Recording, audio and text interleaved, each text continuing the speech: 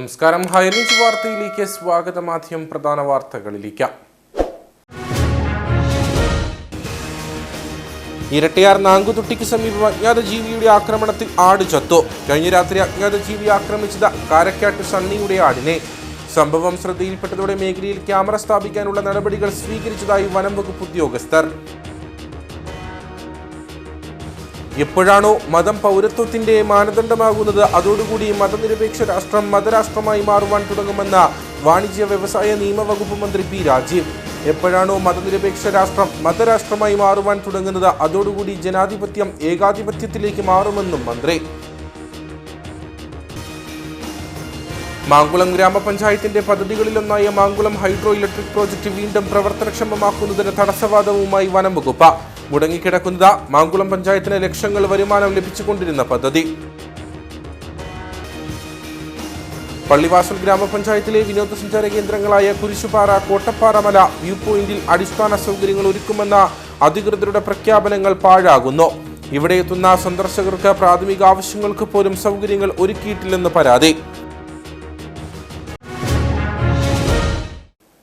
വിശദമായ വാർത്തകളിലേക്ക്.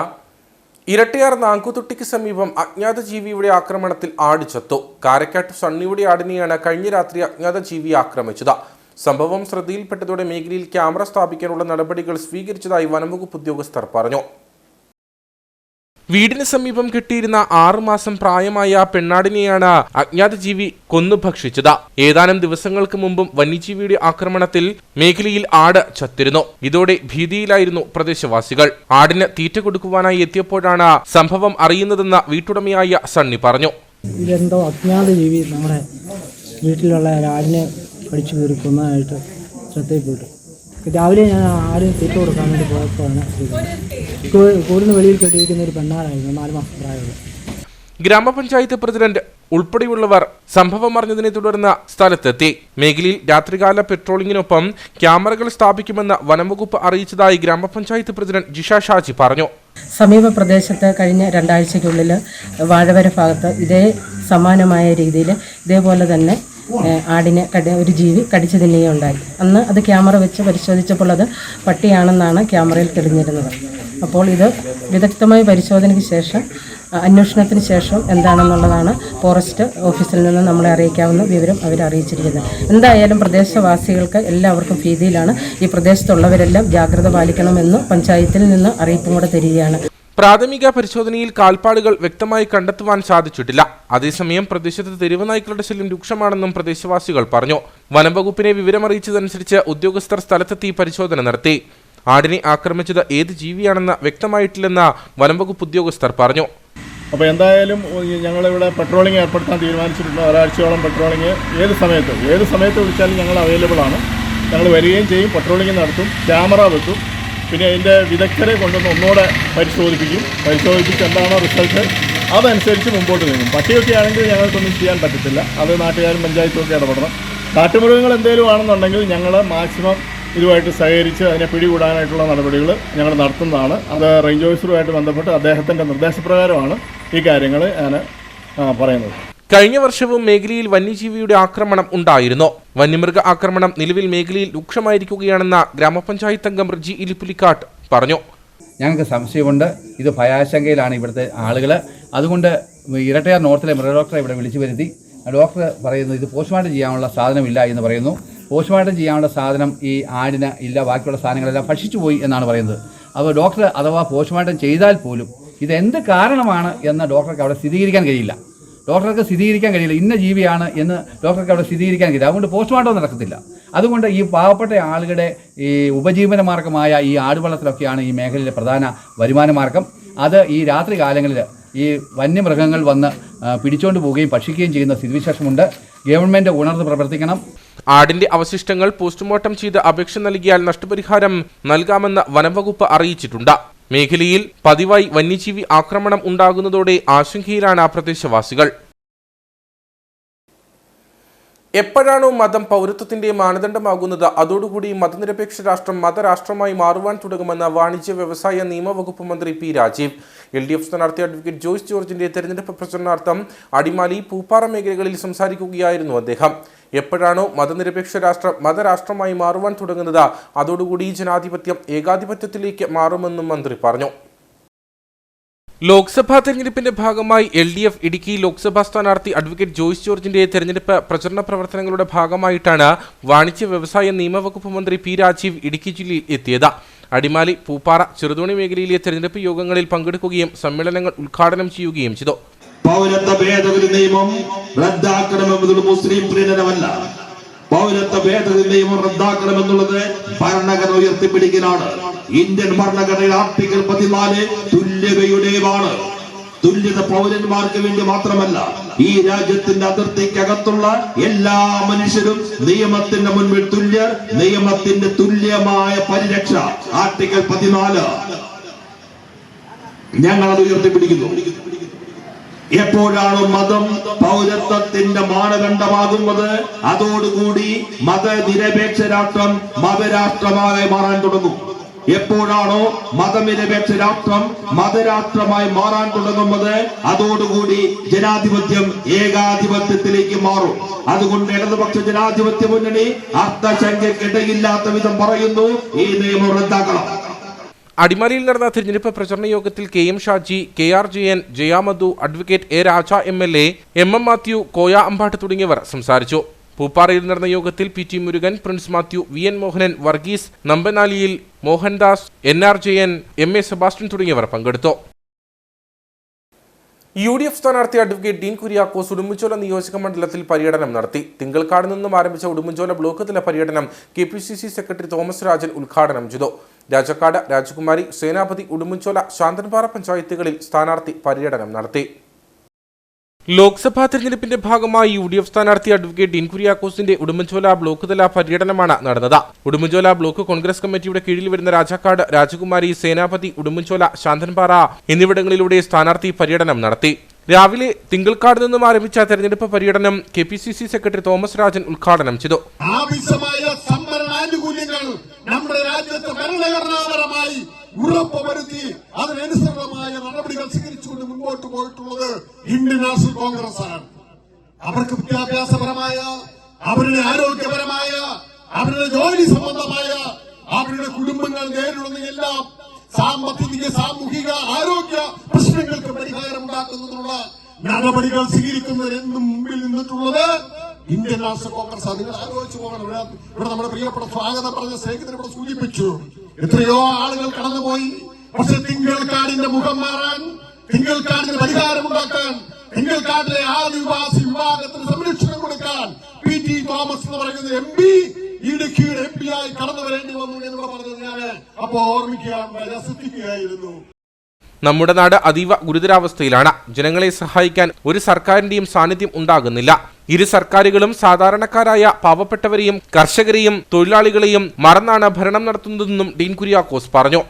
നമ്മുടെ നാട് അതീവ ഗുരുതരമായ പ്രതിസന്ധിയിലാണ്. ഇവിടെ ജനങ്ങളെ സഹായിക്കാൻ ഒരു ഗവൺമെന്റിന്റെ സാന്നിധ്യം ഉണ്ടാകുന്നില്ല എന്നുള്ളതാണ് ഏറ്റവും പരമപ്രധാനമായ. ഈ ഗവൺമെന്റ്, ഇടതുപക്ഷ ഗവൺമെന്റ്, കേന്ദ്രം ഭരിക്കുന്ന BJP ഗവൺമെന്റ്, രണ്ട് ഗവൺമെന്റുകളും സാധാരണക്കാരെ മറന്നിരിക്കുന്നു, പാവപ്പെട്ടവരെ മറന്നിരിക്കുന്നു, തൊഴിലാളികളെ മറന്നിരിക്കുന്നു, കർഷകരെ മറന്നിരിക്കുന്നു. അപ്പൊ ഇങ്ങനെ ഒരു ഗവൺമെന്റ് സംവിധാനവുമായി എങ്ങനെ നമുക്ക് പൊരുത്തപ്പെടാൻ കഴിയും? ഏത് രാഷ്ട്രീയവുമായിക്കൊള്ളട്ടെ, ഏത് വിശ്വാസത്തിലുമുള്ളവരായിക്കൊള്ളട്ടെ, ഗവൺമെന്റിന്റെ ഒരു പിന്തുണ ഏതെങ്കിലും ഒരു തരത്തിൽ എനിക്ക് കിട്ടി എന്ന് പറയാൻ, ഉറപ്പിച്ചു പറയാൻ പറ്റുന്ന എത്ര ആളുകളുണ്ട് നാട്ടിൽ എന്ന് അന്വേഷിച്ചാൽ അതിന്റെ മറുപടി എന്ന് പറയുന്നത് അങ്ങേയറ്റം നിരാശാജനകമായിരിക്കും. അങ്ങനെ ഈ രാജ്യമുട്ടുക്ക് തെരഞ്ഞെടുപ്പിന്റെ തെളിവ് ഉയർന്നിരിക്കുന്ന വേളയിൽ കേന്ദ്ര സർക്കാർ നടപ്പാക്കിക്കൊണ്ടിരിക്കുന്ന ജനവിരുദ്ധ നയങ്ങൾ, സംസ്ഥാന ഗവൺമെന്റ് നടപ്പിലാക്കിയിരിക്കുന്ന ജനവിരുദ്ധ നയങ്ങൾ, ഇതെല്ലാം ഒരു ഹിതപരിശോധനയായി നമ്മുടെ മുൻപിൽ വരുമ്പോൾ ഐക്യജനാധിപത്യ മുന്നണി ഏറ്റവും ആത്മവിശ്വാസത്തോടു കൂടിയിട്ടാണ് ഈ തെരഞ്ഞെടുപ്പിനെ നോക്കിക്കാണുന്നത്. പര്യടനം വിവിധ മേഖലകളിലെ സ്വീകരണം ഏറ്റുവാങ്ങി ഉടുമ്പൻചോല മാവടിയിൽ സമാപിച്ചു. സമാപന സമ്മേളനം DCC മുൻ പ്രസിഡന്റ് റോയ് കെ പൗലോസ് ഉദ്ഘാടനം ചെയ്തു. നിയോജക മണ്ഡലം committee chairman MJ Kurian, general convener Benny Thundathil, MP Jose, PS Yunus, G Muraleedharan തുടങ്ങിയവർ നേതൃത്വം നൽകി.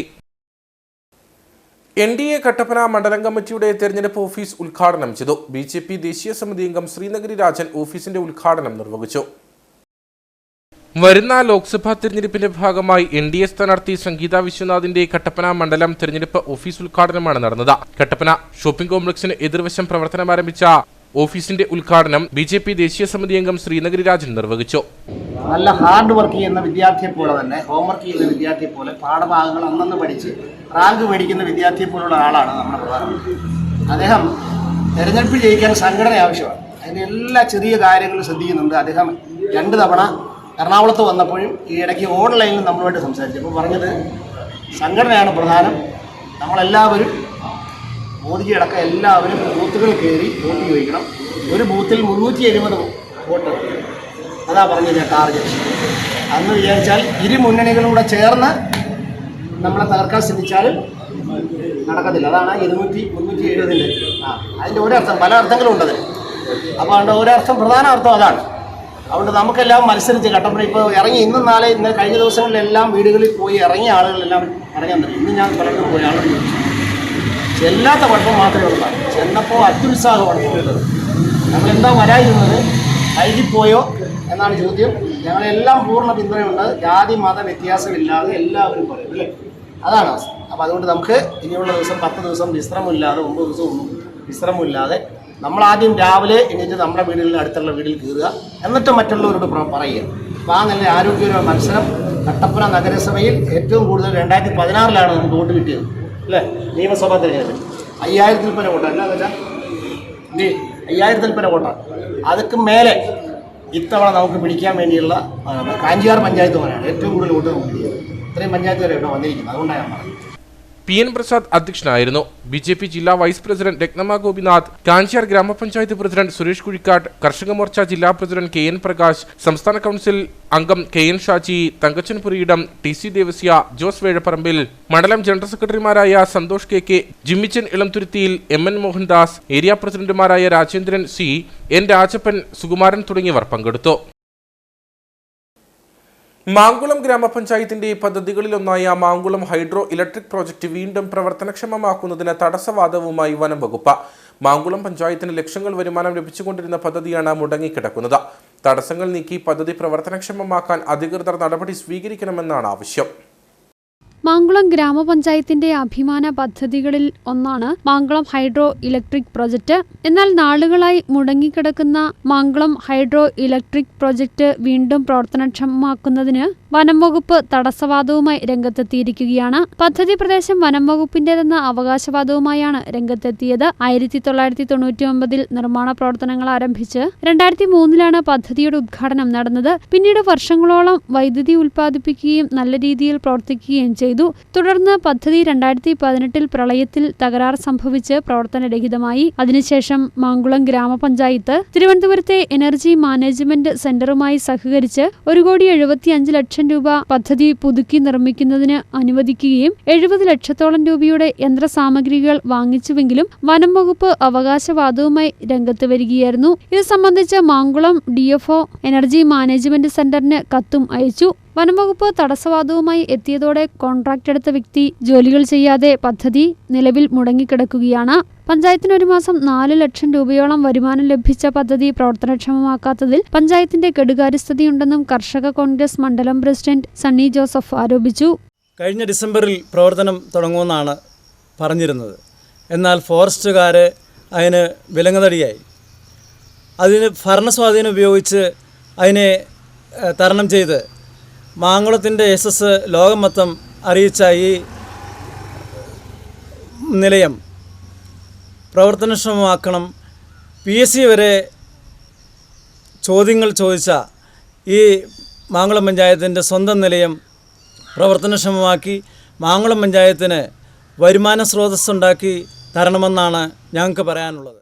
100 കിലോവാട്ട് വൈദ്യുതി ഉൽപ്പാദിപ്പിച്ചിരുന്ന പദ്ധതിയാണിത്. PSC ചോദ്യത്തിൽ വരെ മാങ്കുളം ഹൈഡ്രോ ഇലക്ട്രിക് പ്രൊജക്ട് ഇടം നേടിയിരുന്നു. ഇത്തരത്തിൽ പദ്ധതി മുടങ്ങിക്കിടക്കുന്നതിൽ വലിയ പ്രതിഷേധമാണ് ഉയരുന്നത്. DTPCയുടെ ഡെസ്റ്റിനേഷൻ ചലഞ്ച് ടൂറിസം പദ്ധതിയുടെ ഭാഗമായി 78 ലക്ഷം രൂപ അനുവദിച്ച് ഈ പ്രദേശത്ത് ടോയ്ലറ്റ് കോംപ്ലക്സും കേഡറ്റ് ബ്രിഡ്ജും നിർമ്മിക്കുന്നതിനായി ഫണ്ട് അനുവദിച്ചിരുന്നു. എന്നാൽ പദ്ധതി പ്രവർത്തനക്ഷമമാക്കാത്തതിനാൽ അതും മുടങ്ങിക്കിടക്കുകയാണ്. മാങ്കുളം പഞ്ചായത്തിന് ലക്ഷങ്ങൾ വരുമാനം ലഭ്യമായിക്കൊണ്ടിരുന്ന ഹൈഡ്രോ ഇലക്ട്രിക് പ്രൊജക്ട് പ്രവർത്തനക്ഷമമാക്കുന്നതിനുള്ള തടസ്സങ്ങൾ നീക്കി പുനർപ്രവർത്തിപ്പിക്കുന്നതിന് ആവശ്യമായ നടപടി അധികൃതർ കൈക്കൊള്ളണമെന്നാണ് ആവശ്യമുയരുന്നത്.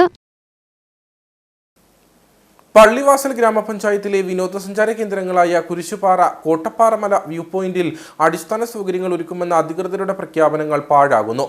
ഇവിടെ എത്തുന്ന സന്ദർശകർക്ക് പ്രാഥമിക ആവശ്യങ്ങൾക്ക് പോലും സൗകര്യങ്ങൾ ഒരുക്കിയിട്ടില്ലെന്നാണ് പരാതി. കൂടാതെ മാലിന്യ നിർമ്മാർജ്ജനത്തിനും പദ്ധതികളൊന്നും നടപ്പാക്കിയിട്ടില്ല. ഇടുക്കി ജില്ല അപൂർവ പ്രകൃതി വിസ്മയങ്ങളിലെ കലവറയെന്നതിൽ സംശയമില്ല. എന്നാൽ പ്രകൃതി സൗന്ദര്യം വേണ്ടവിധം പ്രയോജനപ്പെടുത്തി വിനോദസഞ്ചാര വികസനം സാധ്യമാക്കുവാൻ സർക്കാരോ തദ്ദേശ സ്വയംഭരണ സ്ഥാപനങ്ങളോ ശ്രമിക്കുന്നില്ല എന്നതാണ് സത്യം.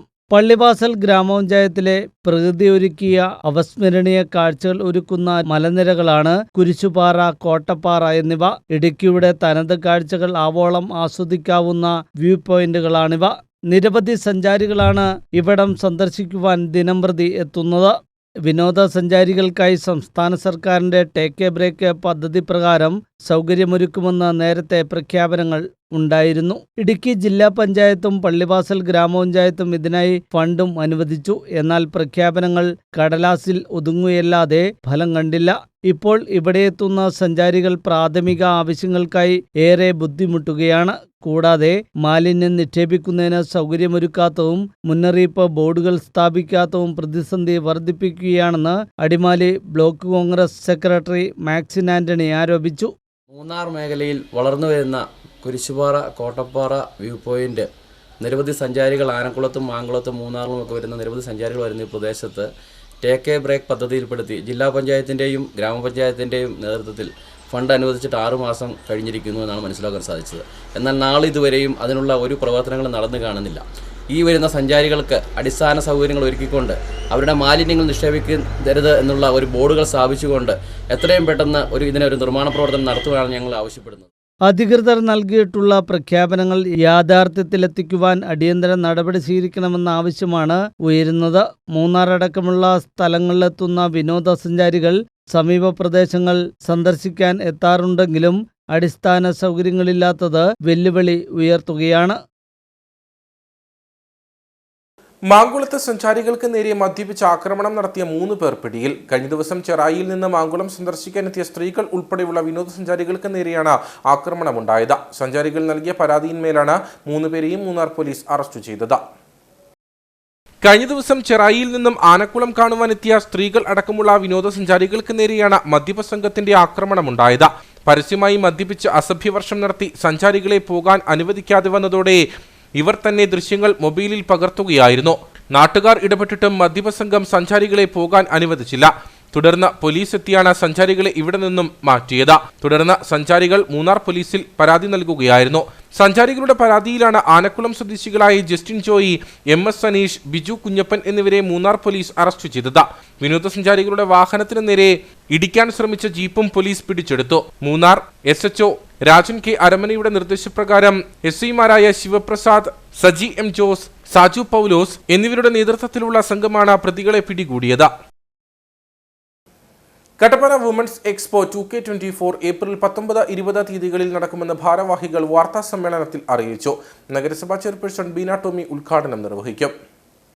Kattappana Vimala silk house, Kattappana women's club, V club, rotary, women's club of heritage എന്നിവയുടെ നേതൃത്വത്തിലാണ് ഹോം മെയ്ഡ് പ്രൊഡക്റ്റുകളുടെ പ്രദർശനവും വിപണനവും സംഘടിപ്പിക്കുന്നത്. കട്ടപ്പന വിമല സിൽക്ക് ഹൗസ് സ്ത്രീ വിമൻസ് എക്സ്പോ 2024 എന്ന പേരിൽ Kattappana women's club, V club, rotary women's club heritage എന്നിവരുടെ സഹകരണത്തോടെ ഏപ്രിൽ 19, 20 തീയതികളിൽ ഹോം മെയ്ഡ് പ്രൊഡക്റ്റുകളുടെ പ്രദർശനവും വിപണനവും ലക്ഷ്യമിട്ടുകൊണ്ട് ഒരു എക്സിബിഷൻ സംഘടിപ്പിക്കുന്നു. രാവിലെ 10 മണിക്ക് ബഹുമാന്യായ കട്ടപ്പന മുനിസിപ്പാലിറ്റി ചെയർപേഴ്സൺ ശ്രീമതി ബീന ടോമി അവர்கள் ഉദ്ഘാടന കർമ്മം നിർവഹിക്കുന്നു. ഈ ഉദ്ഘാടന കർമ്മങ്ങളിലേക്ക് എല്ലാവരെയും സ്നേഹപൂർവ്വം സ്വാഗതം ചെയ്യുന്നു. വുമൻസ് എക്സ്പോ 2K24 എന്ന പേരിൽ സംഘടിപ്പിക്കുന്ന പരിപാടിയുടെ ഉദ്ഘാടനം ഏപ്രിൽ 19 വെള്ളിയാഴ്ച നഗരസഭാ ചെയർപേഴ്സൺ ബീന ടോമി നിർവഹിക്കും. 35ഓളം സ്ത്രീകൾ വീടുകളിൽ നിന്ന് നിർമ്മിച്ചു കൊണ്ടുവരുന്ന വിവിധതരം വസ്തുക്കൾ വാങ്ങുന്നതിനും കാണുന്നതിനും അവസരമൊരുക്കിയിട്ടുണ്ട്. ഈ എക്സിബിഷനിൽ നമ്മൾ ഉദ്ദേശിക്കുന്നത് ഹോം മെയ്ഡ് പ്രൊഡക്ട്സും അതുപോലെ ഓർഗാനിക് ആയിട്ടുള്ള പ്രൊഡക്ട്സുകളുടെ ഒരു പ്രസൻറ്റേഷനും അതുപോലെ തന്നെ വിപണനവുമാണ് ഇതുകൊണ്ട് ലക്ഷ്യമിടുന്നത്. അപ്പം കൂടുതലും സ്ത്രീകൾ തന്നെ വീട്ടിലിരുന്ന് ചെയ്യുന്ന പ്രൊഡക്റ്റുകൾ, ഹോം മെയ്ഡ് ആയിട്ടുള്ള കേക്കുകൾ, അതുപോലെ ഫുഡ് പ്രൊഡക്ട്സ്, പിന്നെ ക്രാഫ്റ്റുകൾ, അതുപോലെ കരകൗശല വസ്തുക്കൾ, പെയിൻറ്റിങ്സ്, അങ്ങനെയുള്ള വസ്തുക്കളുടെ പ്രദർശനവും വിപണനവുമാണ് ഈ എക്സിബിഷൻ കൊണ്ട് ഉദ്ദേശിക്കുന്നത്. വിമല സിൽക്ക് ഹൗസ് കോംപ്ലക്സിൽ വെള്ളി, ശനി ദിവസങ്ങളിലായാണ് പരിപാടി നടക്കുക. ഭക്ഷ്യവസ്തുക്കൾ, പെയിന്റിംഗ്സ്, ചെടികൾ, സൗന്ദര്യവർദ്ധിത വസ്തുക്കൾ, വസ്ത്രങ്ങൾ, കരകൗശല വസ്തുക്കൾ തുടങ്ങി നിരവധി ഉൽപ്പന്നങ്ങൾ മേളയിൽ ഒരുക്കിയിട്ടുണ്ട്. സ്ത്രീകൾക്ക് മാത്രമായിട്ടുള്ളൊരു വേദി, ഒരുപാട് കഴിവുള്ളവർ, പ്രതിഭാസമ്പന്നരായ ഒരുപാട് പേര് കട്ടപ്പന ഏരിയയിലുണ്ട്. അവർക്കെല്ലാവർക്കും വേണ്ടിയിട്ടാണ് നമ്മൾ ഈ എക്സിബിഷൻ നമ്മളിവിടെ ഒരുക്കിയിരിക്കുന്നത്. ഒത്തിരി സ്നേഹത്തോടെ നിങ്ങളെല്ലാവരെയും സ്വാഗതം ചെയ്യുന്നു. നമ്മുടെ ഈ കട്ടപ്പനയെ സംബന്ധിച്ചിടത്തോളം ധാരാളം കഴിവുകളുള്ള ഒരുപാട് സ്ത്രീകളുണ്ട്. അപ്പോൾ അവർക്ക് ഇത്തരത്തിലുള്ള അവരുടെ ഉൽപ്പന്നങ്ങൾ വിതരണം ചെയ്യാനും അതൊന്ന് എക്സിബിഷനിലൂടെ ഒന്ന് പ്രദർശിപ്പിക്കാനുമുള്ള ഒരു ഏറ്റവും മികച്ച ഒരു അവസരമാണ് ഈ എക്സ്പോയിലൂടെ നമ്മൾ ഒരുക്കിയിരിക്കുന്നത്.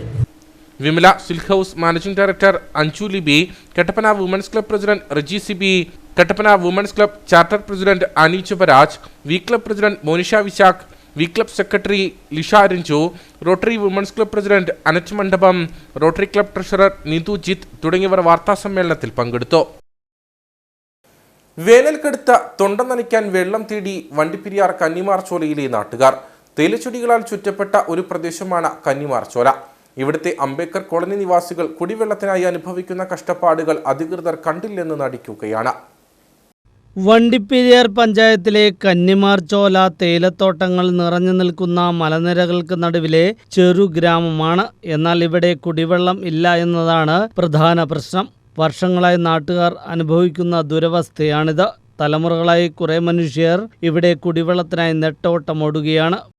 ഇവിടെ 10-50 കൊല്ലമായിട്ട് ഇവിടെ താമസിക്കുക. ഇവിടെ കുടിവെള്ളത്തിന് ഭയങ്കര ബുദ്ധിമുട്ടാണ്. ഇവിടെ ഈ എന്നാ ഭരണക്കാരെ ഭരണം ഭരിച്ചു വന്നാലും ഞങ്ങൾക്ക് ഒരു കളം വെള്ളം പോലും കിട്ടുകയില്ല. ഒരു ലിറ്റർ വെള്ളത്തിനോട് 1 രൂപ വിലയ്ക്കാണ് നിങ്ങൾ മേടിച്ച് വെള്ളം കഴിക്കുന്നത്.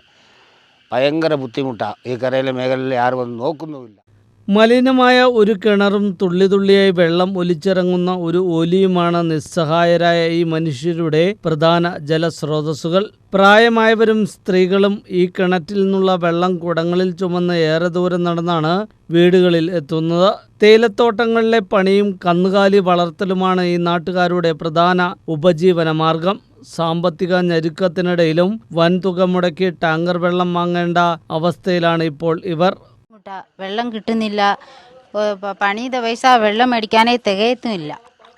1400 രൂപ 300 രൂപ കൊടുത്താലേ ഞങ്ങൾക്ക് വെള്ളം കൊണ്ടുവരാൻ പറ്റൂ. നിങ്ങൾക്ക് ആഴ്ചയിൽ 1-2 പണിയേ കിട്ടത്തുള്ളൂ. പണിയില്ലാതെ കാരണം പണിയില്ല. ഞങ്ങൾ കിട്ടുന്ന പണി വെള്ളം മേടിക്കാനേ തികയത്തില്ല. എല്ലാ വർഷവും ജനുവരിയിൽ തന്നെ കന്നിമാർ ചോലയിൽ രൂക്ഷമായ വരൾച്ച അനുഭവപ്പെട്ട് തുടങ്ങും. കുടിവെള്ള പ്രശ്നത്തിന് ശാശ്വത പരിഹാരം തേടി ഈ നാട്ടുകാർ ഇനി സമീപിക്കാൻ ജനപ്രതിനിധികളോ ഉദ്യോഗസ്ഥരോ ബാക്കിയില്ല. ഇനി നേർക്കാഴ്ചയിലേക്ക്.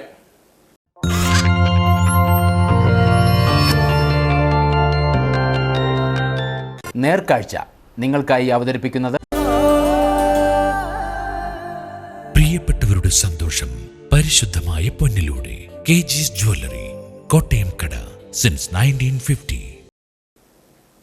സർക്കാർ ജോലിക്കായുള്ള കാത്തിരിപ്പിനൊപ്പം കൃഷിയിടങ്ങളിലും സജീവമാകുകയാണ് ഇടുക്കിയിലെ ഒരു കൂട്ടം ചെറുപ്പക്കാർ. PSC റാങ്ക് ലിസ്റ്റിൽ ഇടം പിടിച്ച യുവാക്കളുടെ കൂട്ടായ്മയുടെ നേതൃത്വത്തിൽ രാജാക്കാട് 1.5 ഏക്കർ ഭൂമിയിലാണ് നെൽകൃഷി ഇറക്കിയത്.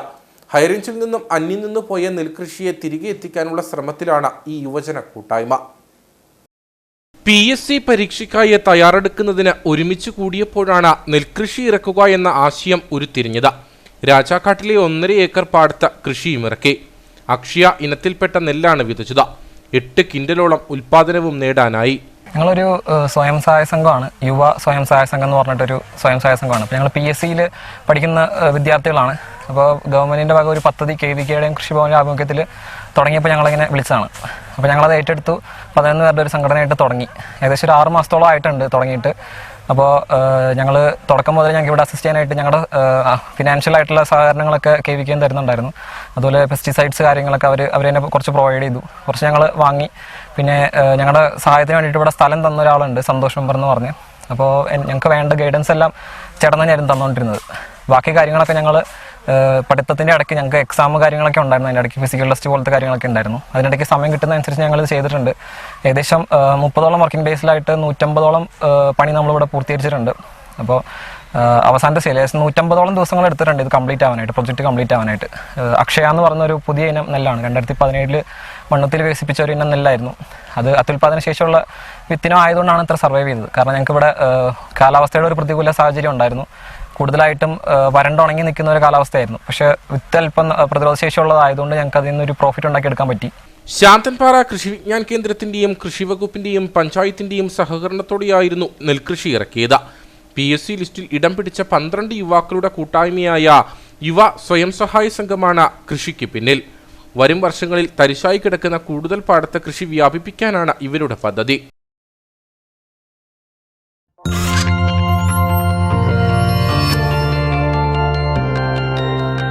നേർക്കാഴ്ച നിങ്ങൾക്കായി അവതരിപ്പിച്ചത്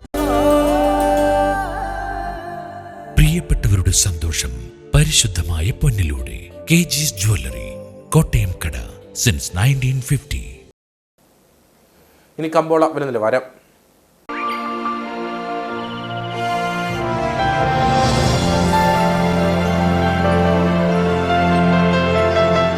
കമ്പോളം നിങ്ങൾക്കായി അവതരിപ്പിക്കുന്നത് പ്രിയപ്പെട്ടവരുടെ സന്തോഷം പരിശുദ്ധമായ പൊന്നിലൂടെ KG's ജ്വല്ലറി, കോട്ടയം കട, since 1950. Green cardamom trading company ഏലക്ക ലേല വിവരം. ആകലൂട്ട 150, വിൽപ്പനയ്ക്ക് വന്നത് 33,301, വിൽപ്പന നടന്നത് 32,383, കൂടിയ വില 2,262, ശരാശരി വില 1,712. കട്ടപ്പന കമ്പോളം. കുരുമുളക് കിലോഗ്രാമിന് 560 രൂപ, ഏലം കൂടിയ വില 1,700, ഏലം ശരാശരി വില 1,300. കാപ്പിപ്പരിപ്പ് 325, ഗ്രാമ്പു 925, കൊക്കോ 230, റബ്ബർ 180. സ്വർണം വെള്ളി വിപണി. സ്വർണം ഗ്രാമിന് 6,795 രൂപ, വെള്ളി 90.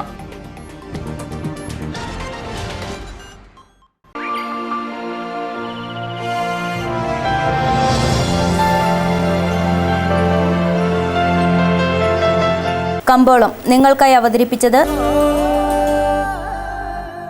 പ്രിയപ്പെട്ടവരുടെ സന്തോഷം പരിശുദ്ധമായ പൊന്നിലൂടെ KG's ജ്വല്ലറി, കോട്ടയം കട, സിൻസ് 1950. പ്രധാന വാർത്തകളിലേക്ക് ഒരിക്കൽ കൂടി. ഇരട്ടയാർ നാങ്കുതുട്ടിക്ക് സമീപം അജ്ഞാത ജീവിയുടെ ആക്രമണത്തിൽ ആട് ചത്തു. കഴിഞ്ഞ രാത്രി അജ്ഞാത ജീവി ആക്രമിച്ചത് കാരക്കാട്ട് സണ്ണിയുടെ ആടിനെ. സംഭവം ശ്രദ്ധയിൽപ്പെട്ടതോടെ മേഖലയിൽ ക്യാമറ സ്ഥാപിക്കാനുള്ള നടപടികൾ സ്വീകരിച്ചതായി വനം വകുപ്പ് ഉദ്യോഗസ്ഥർ. എപ്പോഴാണോ മതം പൗരത്വത്തിന്റെ മാനദണ്ഡമാകുന്നത് അതോടുകൂടി മതനിരപേക്ഷ രാഷ്ട്രം മതരാഷ്ട്രമായി മാറുവാൻ തുടങ്ങുമെന്ന് വാണിജ്യ വ്യവസായ നിയമവകുപ്പ് മന്ത്രി P. രാജീവ്. എപ്പോഴാണോ മതനിരപേക്ഷ രാഷ്ട്രം മതരാഷ്ട്രമായി മാറുവാൻ തുടങ്ങുന്നത് അതോടുകൂടി ജനാധിപത്യം ഏകാധിപത്യത്തിലേക്ക് മാറുമെന്നും മന്ത്രി. മാങ്കുളം ഗ്രാമപഞ്ചായത്തിന്റെ പദ്ധതികളിലൊന്നായ മാങ്കുളം ഹൈഡ്രോ ഇലക്ട്രിക് പ്രോജക്റ്റ് വീണ്ടും പ്രവർത്തനക്ഷമമാക്കുന്നതിന് തടസ്സവാദവുമായി വനം വകുപ്പ്.